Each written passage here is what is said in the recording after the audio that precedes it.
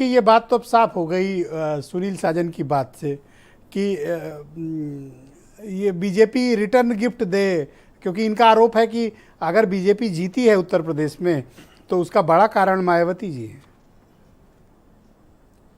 नहीं देखिए ब्रिजेश, अल्टीमेटली चर्चा इसी बात के ऊपर कि बहन जी को राष्ट्रपति बनाना है या नहीं बनाना। देखिए सुनिए, क्यों जिस व्यक्ति को राष्ट्रपति बनना है अगर उन्होंने खुद सामने आकर के मना किया है तो ये चर्चा बैन होनी चाहिए ना। देखिए कहीं ना कहीं सामाजिक रूप से जिस परिवेश में हम जीते हैं उस परिवेश में आमतौर पर हमको ये सिखाया जाता है कि जो सामाजिक रूप से कमजोर व्यक्ति है उसको डेंट किया जाए, उसकी छवि को डेंट किया जाए।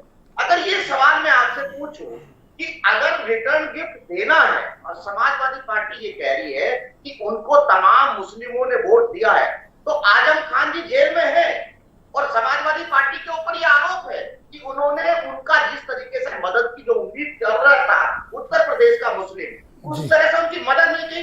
क्या वो कैंडिडेट नहीं हो सकते? क्या शिवपाल चाचा कैंडिडेट नहीं हो सकते? क्या मुलायम सिंह जी कैंडिडेट नहीं हो सकते? देखिए बहुजन समाज पार्टी ने बीजेपी से समर्थन लिया था लेकिन कहीं भी बहुजन समाज पार्टी ने बीजेपी को समर्थन दिया नहीं है। माननीय मुलायम सिंह जी पहली बार मुख्यमंत्री बीजेपी के सहयोग से बने। यही बीजेपी थी जिस कहीं ना कहीं मुलायम सिंह जी के कहने पर बहुजन समाज पार्टी को तोड़ा गया और उत्तर प्रदेश के अंदर राजनाथ सिंह जी को मुख्यमंत्री बनाया गया। ये भी सच है।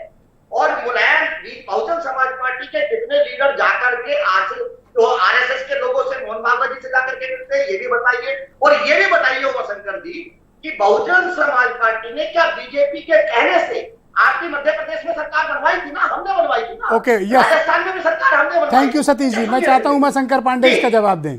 Yes Umashankar, go ahead. जी बिल्कुल। देखिए ब्रजेश जी, आलोक जी अभी कह रहे थे कि 32% वोट सपा का बड़ा इंटैक्ट है। उसमें आजम खान जी आते हैं, अब्दुल्ला खान, शिवपाल यादव, सैदुल इस्लाम, ये सब आते हैं, इंटैक्ट हैं ये लोग। देखिए राजनीति में नेतृत्व देखा जाता है। और ये सवाल कौन पूछ रहा है? 2% वोट वाला क्या जो लोग चुनाव नहीं लड़े, आप देखिए मायावती जी की एक सीट है, उनसे तो हम बेहतर है।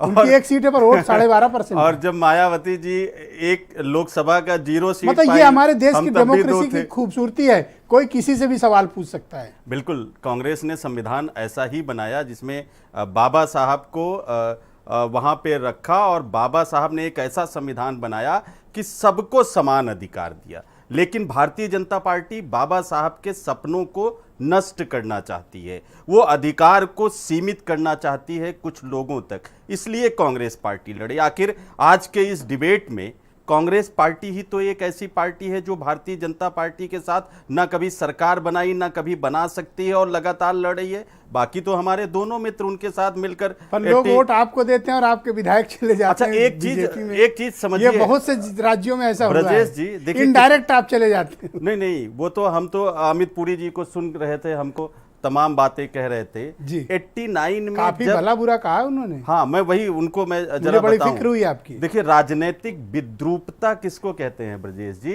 कि जब आप रूबिया अपहरण कांड करवाते हैं मुफ्ती मोहम्मद सईद को गृह मंत्री बनवाकर, और जब आप कंधार तक आतंकवादियों को छोड़कर आते हैं बिरयानी खिलाते हुए, और जब बगैर आमंत्रण निमंत्रण आप नवाज शरीफ के यहाँ बिरयानी खाने चले जाते हैं, और जब आप देश की साख को दांव पर लगाकर पठानकोट में आईएसआई को बुलाकर निरीक्षण करवाते हैं, जब आप आतंकवादियों को संसद और अक्षरधाम तक पहुंचा देते हैं, तब आपकी राजनीतिक विद्रूपता समझ में नहीं आती है।